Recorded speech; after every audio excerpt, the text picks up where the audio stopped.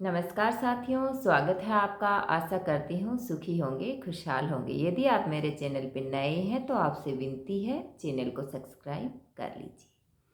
आज इस वीडियो में हम एक ऐसी कथा सुनेंगे जिसके सुनने मात्र से ही हमारे जीवन में बहुत अच्छे परिवर्तन हमें देखने को मिलते हैं।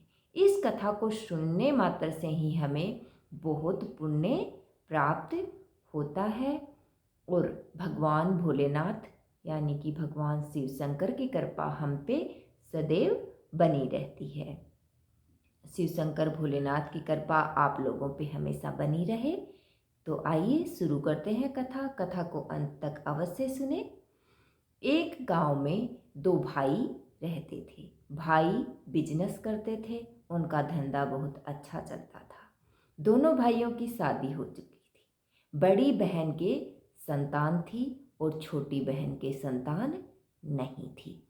बड़ी बहन घर का सारा काम भी किया करती थी और शिव कथा में, शिव चर्चा में जाया करती थी। और उसके विपरीत छोटी बहन थी, वो ना तो घर का काम करती थी और ना ही कभी वो भक्ति भावना में अपना मन लगाती थी, ना ही वो कभी शिव चर्चा में गई थी। वो तो सारा दिन सिर्फ अपने सजने संवरने में ही लगी रहती थी। एक दिन वो सज संवर के घर से बाहर निकली, तब औरतों ने उसे कहा कि ऐसे सुंदर रूप और शरीर का क्या महत्व है जब तुम एक पुत्र को जन्म नहीं दे सकती, यानी कि तुम तो बांझ हो।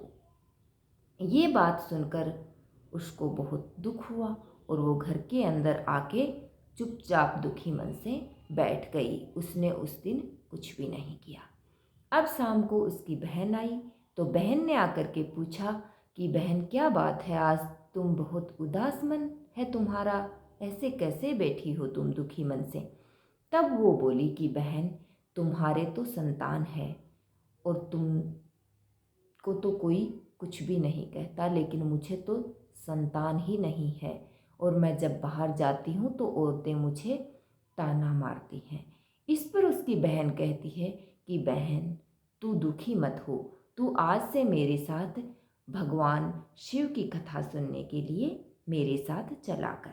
अब वो बहन, वो तो कभी गई नहीं थी छोटी बहन तो शिव चर्चा में, लेकिन उसकी बहन बड़ी थी, वो उसे अपने साथ ले जाती है और वहाँ जा कर के वो अपनी बहन के लिए उसकी गोद भर जाए ऐसी प्रार्थना भोले शंकर से करती है। और अपने सभी वहाँ पे जो उसकी बहनें, उसकी दोस्त जो आती थी शिव कथा में, उन सब से विनती करती है कि आप सब लोग मेरी बहन के लिए प्रार्थना करें। तो वो सब उसकी बहन के लिए भोले शंकर से प्रार्थना करती हैं और वो स्वयं भी भोले शंकर से प्रार्थना करती है। थोड़े समय में ही उसकी छोटी बहन की गोद भर जाती है और उसके यहाँ एक बहुत ही सुंदर कन्या का जन्म होता है। भगवान शंकर की कृपा से उनके यहाँ बेटी पैदा होती है। अब वो जो छोटी बहन थी वो भी अपनी बड़ी बहन के साथ में रोज कथा सुनने के लिए जाने लगी। एक दिन वहाँ की वो दोस्त लोग थी, वो बोली कि देख, शिव जी की कृपा से तुम्हारे यहाँ कन्या का जन्म हुआ है, अब तुम्हारी गोद भी भर गई है, तो क्यों ना तू एक कथा अपने घर में करवा दे और कुछ दान पुण्य भी कर दे। तब वो बोली कि हाँ जरूर करूँगी, आज मैं अपने पति से इसके बारे में बात करूँगी। और वो घर जाती है और अपने पति से पूछती है तो उसका पति कहता है हाँ हाँ, हम धूमधाम से सब कुछ करेंगे, भला भगवान शंकर ने हमें एक पुत्री दी है, हम क्यों नहीं करेंगे। तब वो कहते हैं और उसी कथा के दौरान हम अपनी बच्ची का मुंडन भी करवाएंगे। तो वो मुंडन के लिए ब्राह्मण को कहने के लिए जाते हैं।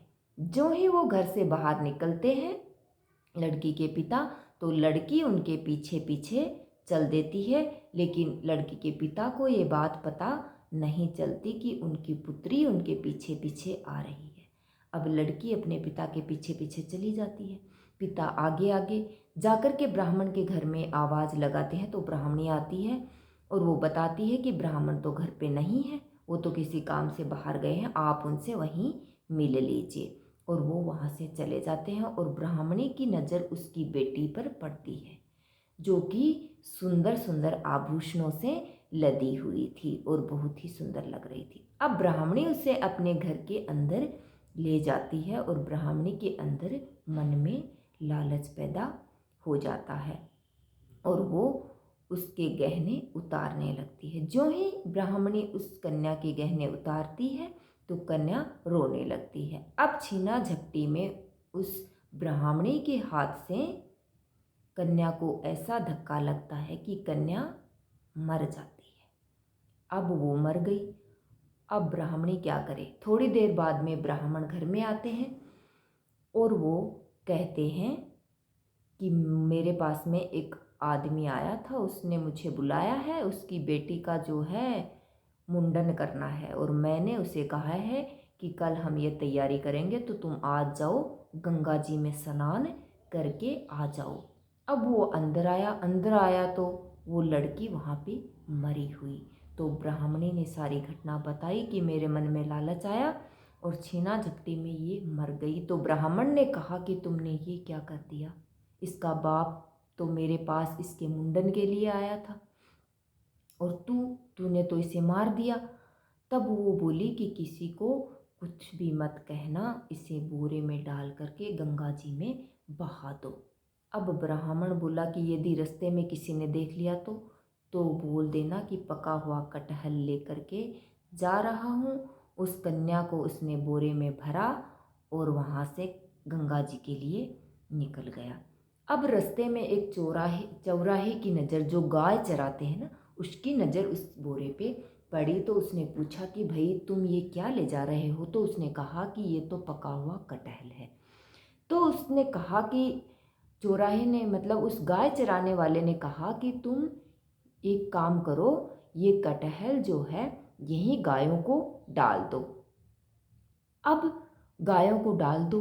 तो वो घबरा गया ब्राह्मण, बोला नहीं नहीं, ये तो पका हुआ है, गायों को नुकसान कर सकता है, खराब हो गया है ना, इसलिए मैं इसे दूर कहीं डाल के आ रहा हूँ। और वहाँ से चल देता है। अब वो गंगा जी में उस कन्या को डाल आता है और वापस घर को आ जाता है। उधर उसी कन्या का पिता गंगा जी में स्नान करने के लिए डुबकी लगाता है और उसके पैरों में ऐसे लगता है कि कुछ मेरे पैरों को टच हुआ है, लेकिन वो सोचता है ऐसे ही कुछ होगा। दूसरी बार जब वो डुबकी लगाता है तो फिर ऐसा ही होता है।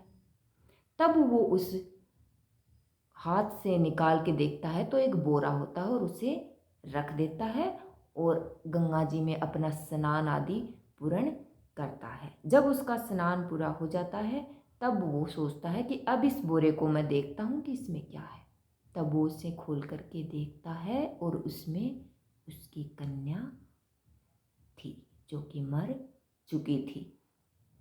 अब वो लड़की का पिता एकदम से घबरा जाता है और दुखी हो जाता है और ज़ोर ज़ोर से रोने लगता है कि हे भगवान, ये क्या हो गया? इतनी मुश्किल से तो भगवान शिव ने मुझे कन्या दी थी, ये क्या हो गया? मेरी कन्या को किसने मार दिया और मार के यहाँ कैसे डाल दिया?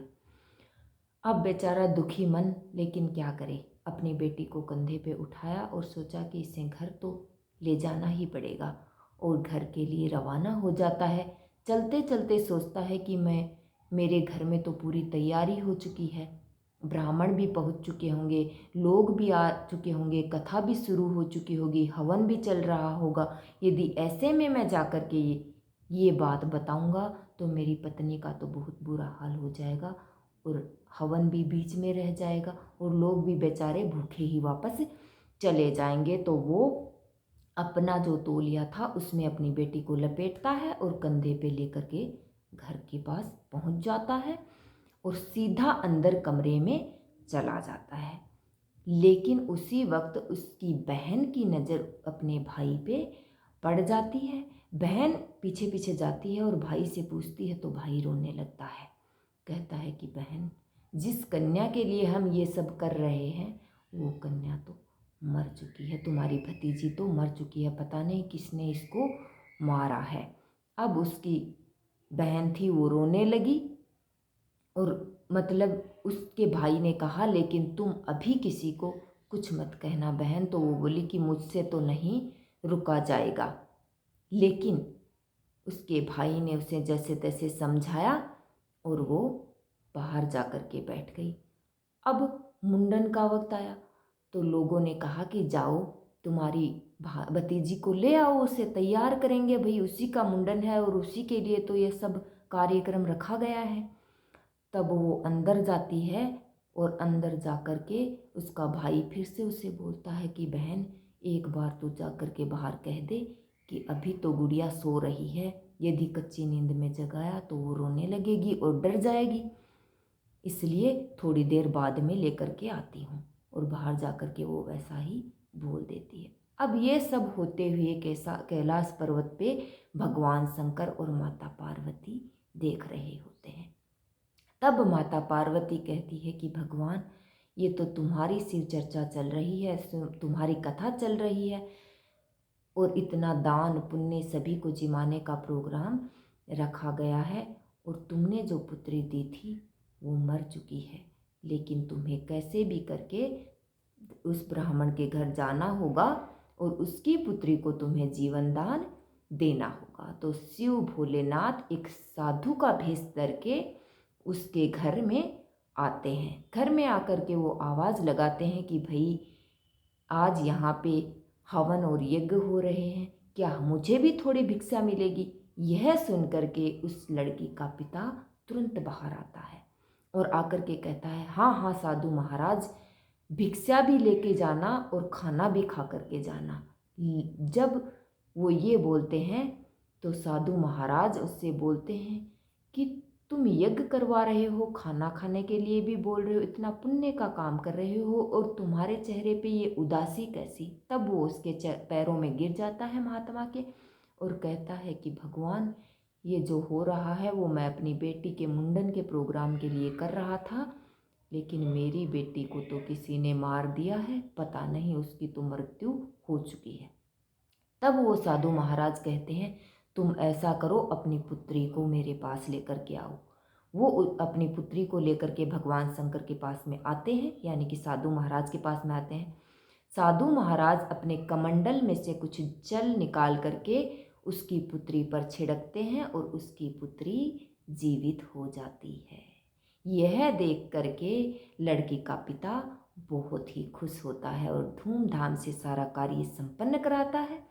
लेकिन जो ही वो उसकी पुत्री जीवित हुई और खुशी के मारे जब वो ऊपर की तरफ देखने लगा तो वहाँ पे कोई साधु महाराज नहीं थे, यानी कि शिव जी भगवान अंतर्ध्यान हो गए थे। वो समझ गया था कि ये भगवान भोलेनाथ ही थे और उसने अपना कार्य बहुत ही अच्छे से संपन्न किया।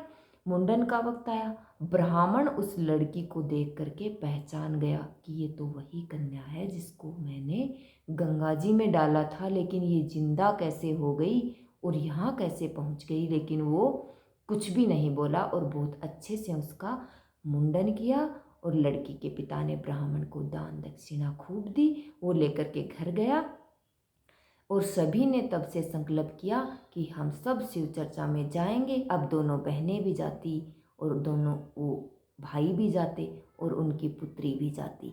अब वो बहुत ही आनंद से अपने घर में रह रहे थे। भोलेनाथ की कृपा से उनके घर में किसी भी चीज़ की कमी नहीं थी। हे भोलेनाथ, उन दोनों भाइयों पे जैसी कृपा आपने बनाई वैसी सभी पे बनाना, उसकी पुत्री को जीवन दान दिया वैसा सभी को दिया देना, कहने वालों को भी और सुनने वालों को भी। शिव शंकर भोलेनाथ की कृपा आप सभी पे हमेशा बनी रहे और आप हमेशा हंसते मुस्कुराते रहें। जय भोलेनाथ।